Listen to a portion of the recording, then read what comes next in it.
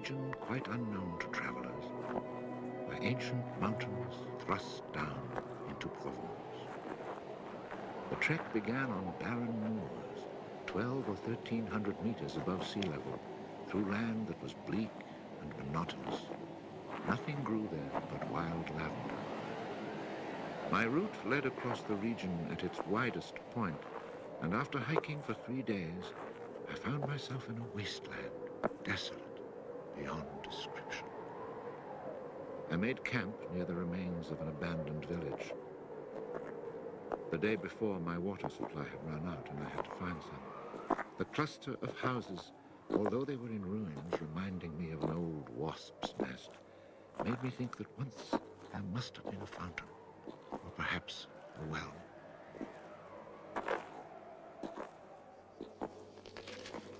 There was indeed a fountain, but it was dry. The roofless houses, eaten away by wind and rain, and the chapel with its crumbling belfry, stood arranged like houses and churches in a living village. But here, life had vanished. It was a sunny, cloudless June day, but over these bare highlands blew a fierce, insufferable wind.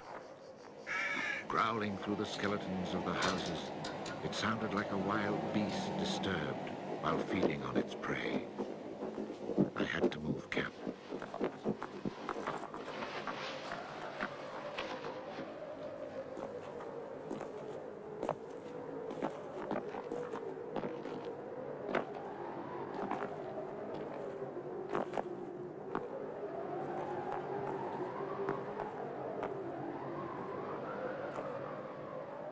After 5 hours of walking, I still had found no water, and I could see nothing that gave me hope of finding any.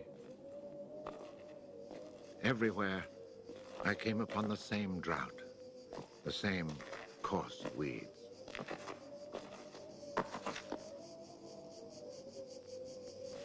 In the distance, something caught my eye.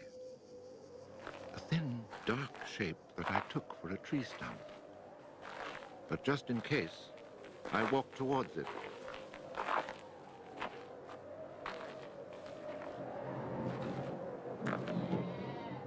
It was a shepherd, and beside him, resting on the burning ground, lay about 30 sheep.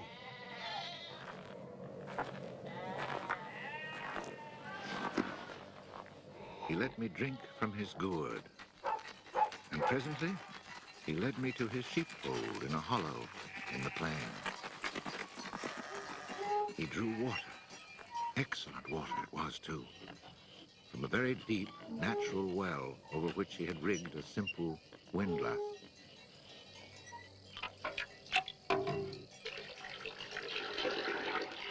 The man spoke very little, often the way with people who live alone, but he appeared sure of himself and confident in his assurance. It all seemed somehow strange in this barren land. He lived not in a hut, but in a real house, a stone house, whose walls clearly showed how his own labor had repaired the ruin it had once been. Its roof was solid and strong, and the wind on its tiles sounded like the sea upon the seashore. Inside, it was neat and tidy, dishes washed, floor swept, shotgun oiled. His soup simmered over the fire. And I noticed that he was freshly shaved, that all his buttons were firmly sewed on, and that his clothes were darned with that meticulous care which makes the mend invisible. He shared his soup with me.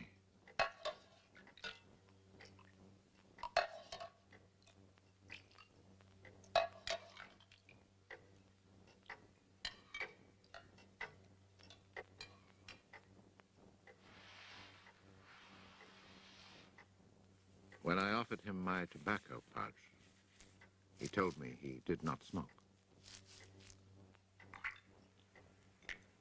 The dog, silent like his master, was friendly without fawning.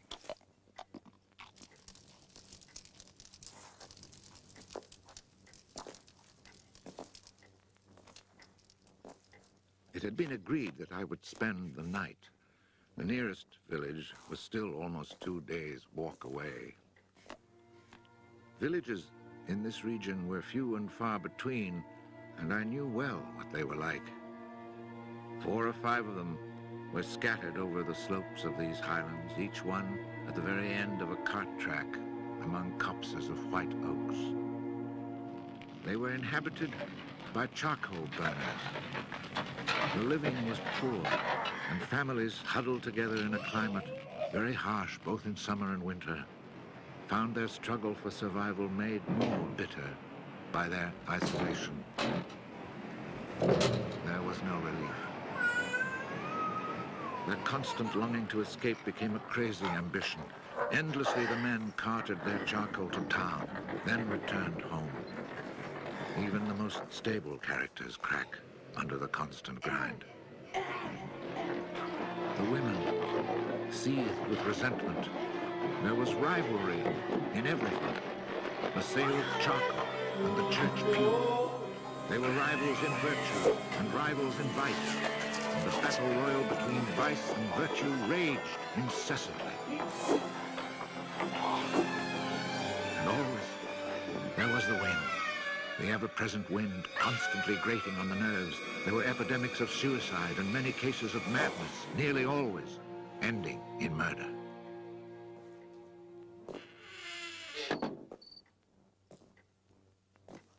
The shepherd, who did not smoke, went to fetch a little sack, and onto the table he emptied a pile of acorns. He began to examine them very carefully, one by one, separating the good from the bad. I sat, smoking my pipe. I offered to help, but he told me it was his work, and indeed, seeing how very carefully he carried out his task, I did not insist. That was the only time we spoke. When he had set aside enough acorns, he divided them into piles of 10. As he did this, he discarded the smaller ones, or those that were cracked, for now he was examining them very, very closely. When finally there lay before him 100 perfect acorns, he stopped, and we went to our beds. Being with this man brought a great sense of peace. The following morning, I asked him if I might stay on and rest for the day. He found that quite natural, or to be more precise, he gave me the impression that nothing could upset him. The day of rest was not absolutely necessary, but I was intrigued, and I wanted to learn more about him. He let his sheep out of the pen and led them to their grazing. Before he went, he took the little bag of carefully chosen acorns and put them into a pail of water to soak. I noticed that for a walking staff, he carried an iron rod as thick as my thumb and about as high as my shoulder.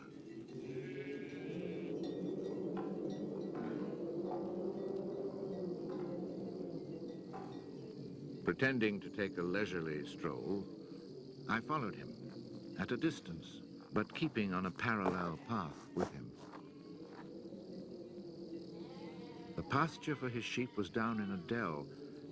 Leaving his dog in charge of the little flock, he began to climb towards me where I was standing. I feared he was coming to reproach me. Not at all. It happened to be on his way, and he invited me to go with him if I had nothing better to do. He was going a little farther on, to the top of the hill.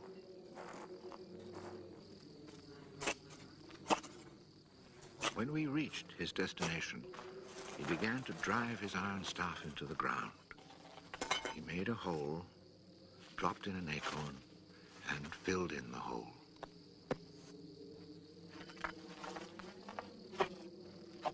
He was planting oak trees. I asked him if he owned the land. He said no, Did he know who owned it? He did not. He thought it was common land, parish property, or perhaps it belonged to people who did not care about it. That did not concern him. So with infinite care, he planted his 100 acorns.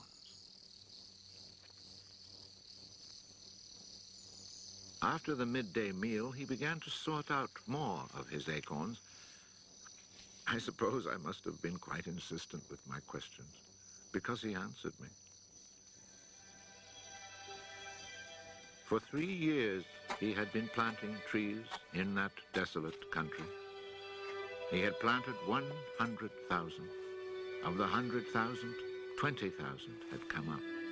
Of these, he still expected to lose half, either to rodents or to any of the unpredictable things which only Providence can account for.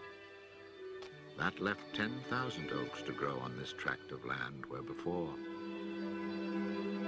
there was nothing. It was then that I wondered about the man's age. He was clearly more than 50. 55, he told me. His name was Elzéard Bouffier. He had owned a farm down in the lowlands. It had been his life. He had lost his only son, and then his wife, and had withdrawn into this solitude where he was content to live quietly with his lambs and his dog. It was his opinion that the land was dying for lack of trees.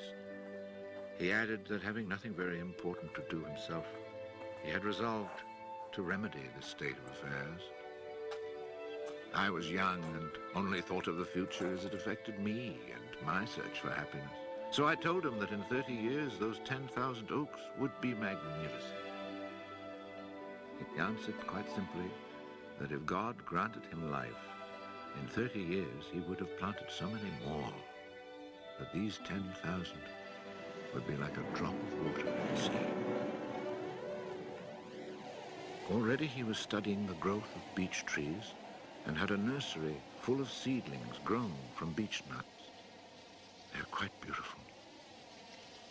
He was also thinking of birches for the dales, where he told me there was moisture just below the surface of the soil.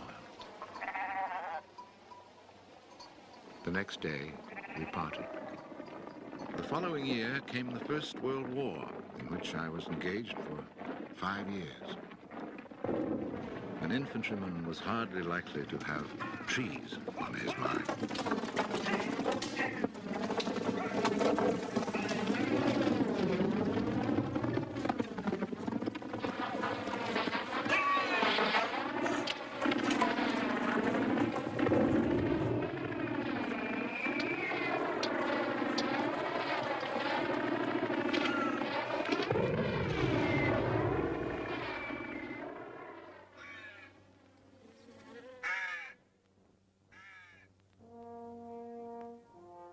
After demobilization, I found myself the possessor of a small gratuity and a great desire to breathe pure air. This was my only thought when I set off once more on the road to the barren land. The country had not changed. However, in the distance, beyond the deserted village, I noticed a sort of grayish mist that lay on the hilltops like a carpet. The shepherd who planted trees had been in my mind since the day before. 10,000 oak trees, I thought to myself, really need a lot of space. I had seen so many people die in those 5 years, it was easy to imagine that Elzéard Bouffier, too, was dead, especially since at 20, we think of men of 50 as ancient with nothing left to do but die.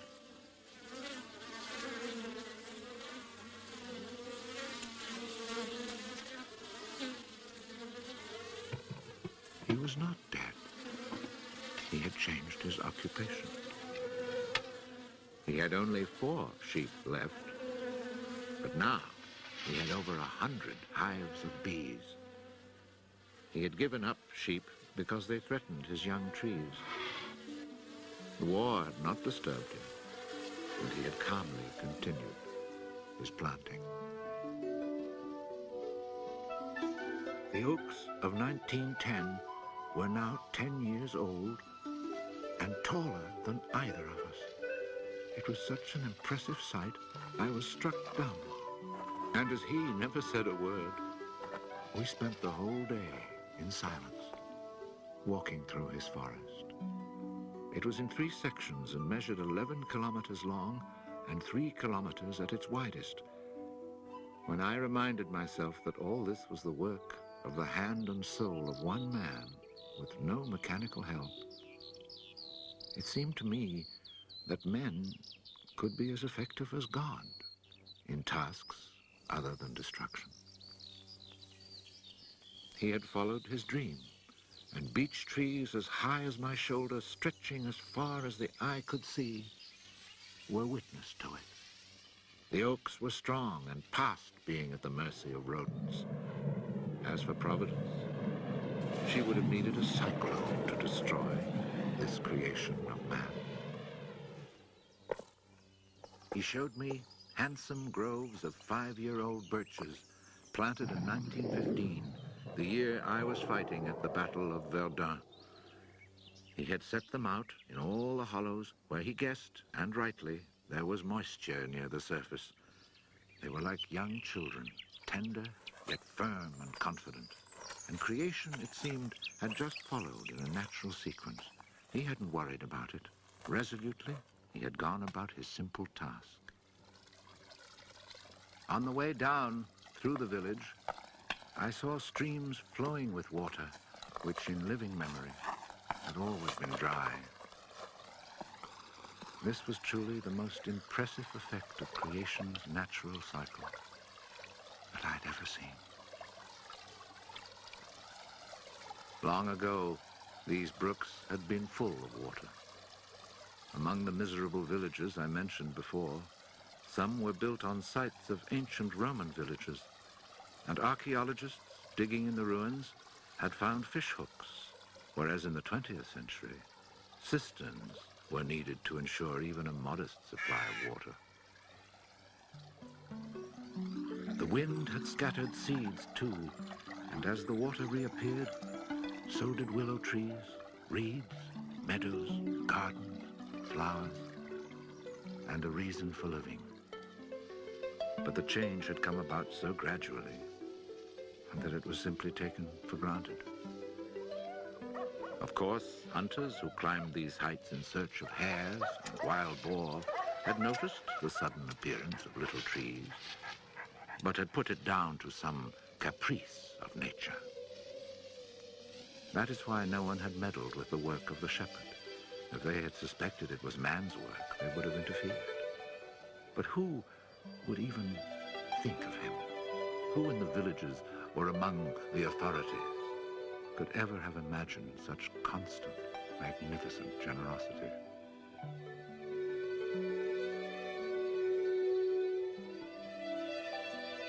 Each year from 1920 on, I paid a visit to Elzéard Bouffier.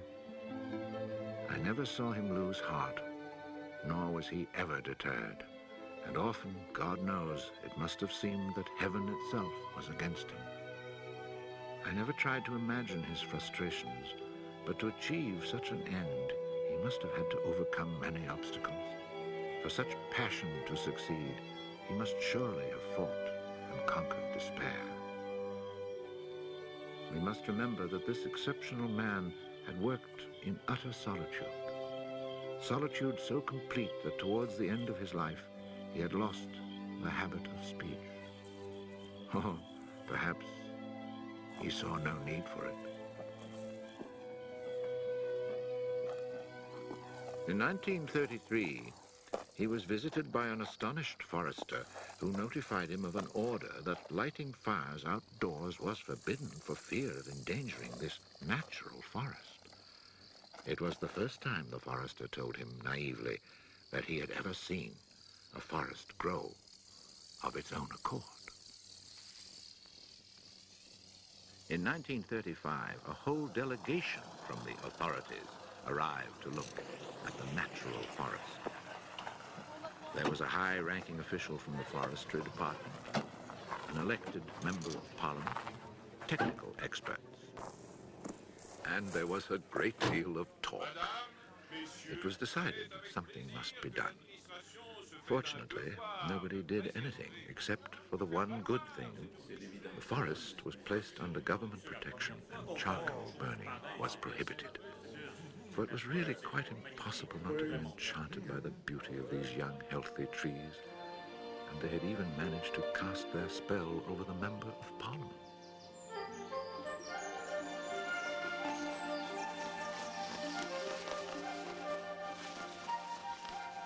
One of the senior foresters in the delegation was a friend of mine, and I explained the mystery to him. The following week, we both set out to find Elzéard Bouffier. He was hard at work about 20 kilometers from where the official inspection had taken place. I was right about my friend the forester. He was able to appreciate all he saw. I offered the eggs I had brought as a present. We all shared our lunch and spent several hours in silent contemplation of the landscape. The slopes we had climbed on our way up were covered with tall trees 4 times our own height.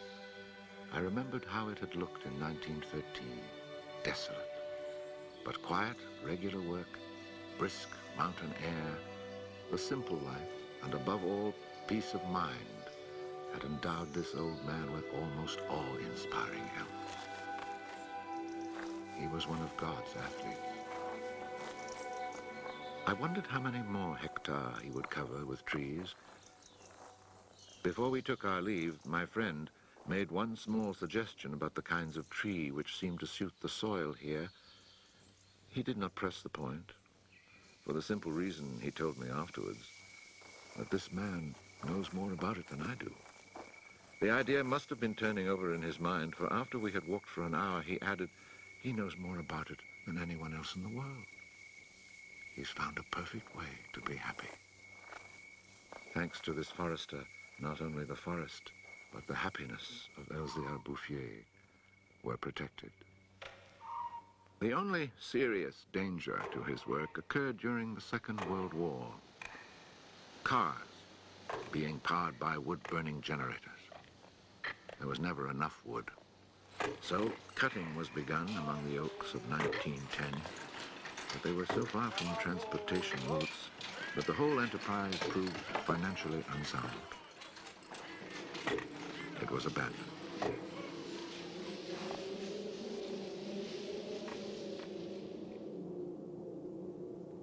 The shepherd knew nothing of all this. He was 30 kilometers away, quietly going about his business, ignoring the War of '39 just as he had ignored it in 1914. I saw Elzéard Bouffier for the last time in June 1945. He was then 87. Again I had set out on the road to those barren moors. But now, in spite of the dislocation left behind by the war, there was a bus which ran from the Durance Valley up into the mountains. I decided it must be because of this relatively speedy means of transport that I could not recognize the places where my walks used to lead me. It took the name of a village to reassure me that I really was in that region that had once been desolate and abandoned.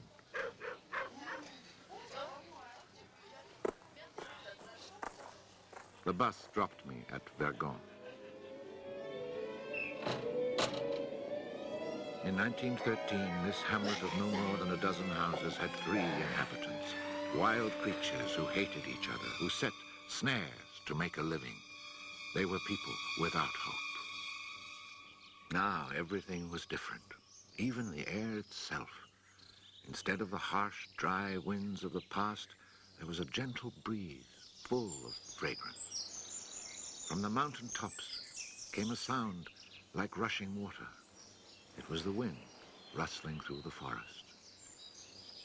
And then, even more astonishing, I heard another sound of water. I saw that they had built a fountain that was splashing merrily. And beside it, what I found most touching, someone had planted a linden tree, a perfect symbol of rebirth.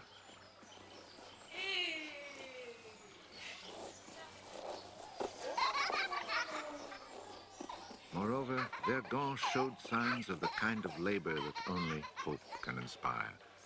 So hope had been restored, ruins had been cleared, and crumbling walls torn down. The new houses, freshly rough-cast, stood in kitchen gardens where flowers and vegetables grew in orderly confusion. Roses and cabbages, snapdragons and leeks, celery and anemones. It had become a place where one would want to live. From this point, I continued on foot. The war had not been over long enough for life to reach full bloom, but Lazarus had emerged from the tomb. On the lower slopes of the mountain, I could see small fields of young barley and rye, and down in the narrow valleys, the meadows were green.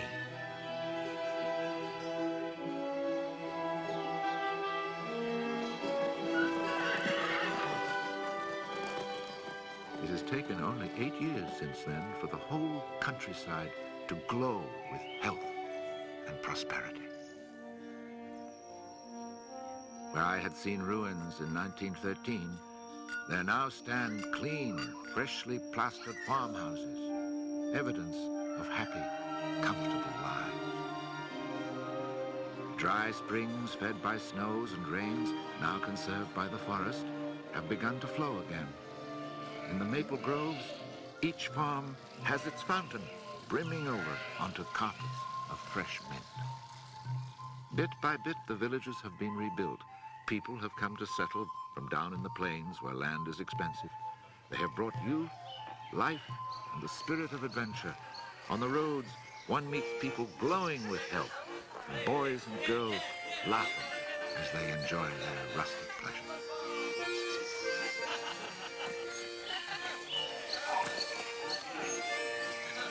Counting those who lived here before, quite changed by their life in gentle surroundings, and including the newcomers, more than 10,000 people owe their happiness to Elzéard Bouffier. When I think that one man, one body, and one spirit was enough to turn a desert into the land of Canaan, I find after all that a man's destiny can be truly wonderful. But when I consider the passionate determination, the unfailing generosity of spirit it took to achieve this end, I'm filled with admiration for this old, unlearned peasant who was able to complete a task worthy of God. Elzéard Bouffier died peacefully in Banon in 1947.